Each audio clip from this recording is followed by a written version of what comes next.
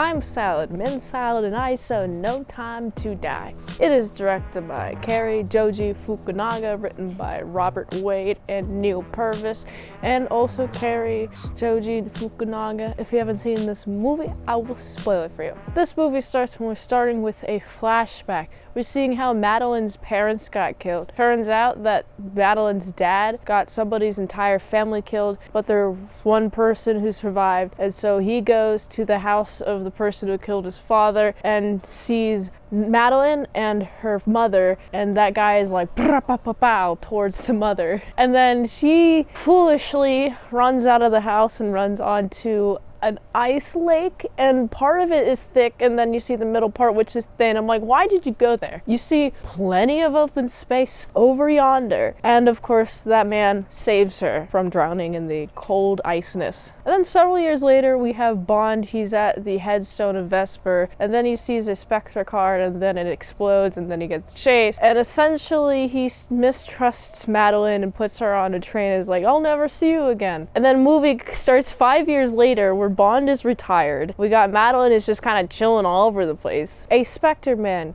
breaks into MI6 and steals a bioweapon, and so it's up to James Bond to go chase that guy and take it back. And of course it's always super complicated. What's interesting is that there's this party celebrating Blofeld's birthday, even though Blofeld is in prison, and James is there infiltrating. He's like, wait, where's Blofeld? Why is he here? He's in prison. Isn't he supposed to be in prison? And of course there's a man with a glass eye, kind of like Blofeld, but it's fake. It's not Blofeld, but he looks like him, but he's not actually. There's also a guy that made it so there's a gas that goes during that room, and that gas is supposed to attack everyone who isn't Spectre, but everyone who is Spectre ends up dying, and that's pretty peculiar. So someone ends up killing all of Spectre, and it's like, who is this guy going after Spectre and was very successful? We need to go after that guy because they could go after us. They're more powerful than Spectre. So James Bond has to go and figure out who done did the dirty deed, and it turns out it's somebody associated with the guy that Madeline's father killed. This movie, it's too long. 2 hours and 43 minutes for a Bond movie? Man, I swear, modern movies are getting way too long. Not to mention that half of it can just be cut because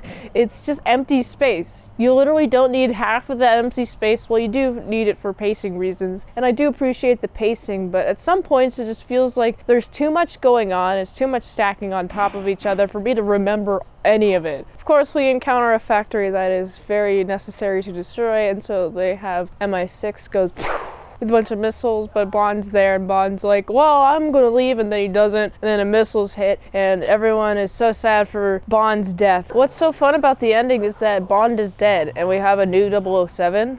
She's a black lady, and when she was first introduced, because, you know, Bond is retired, and it's just essentially like the Spectre thing. When you have number 2 dies, then the next person who is number 3 now becomes number 2, so I assume that's the exact same thing happening within this organization. And I feel like the 007, 654, so on and so forth, that position is very ranked like Spectre's is, which is pretty interesting. So there's also that, and also she's here to replace them. It's hinted that she's going to be the next 007. I don't really care for that choice, just because we've followed James Bond for 60 years and now we're just going to suddenly change it. That's a little weird, but I do like the idea of the 007 not being to his name specifically, but being more like how Spectre is very loose with the numbers that they have. What do you think of this movie? I really like the colors, I really like the directing, but it's way too long and it's kind of slow and there's too much all at the same time. I gotta give this movie, it's a solid 6.5 out of 10. If you like this review, watch another one on the platform, like set $20 dinos, patreon.com/ASEPresents, one movie review per 1 month. Go to this link tree to support the daily grind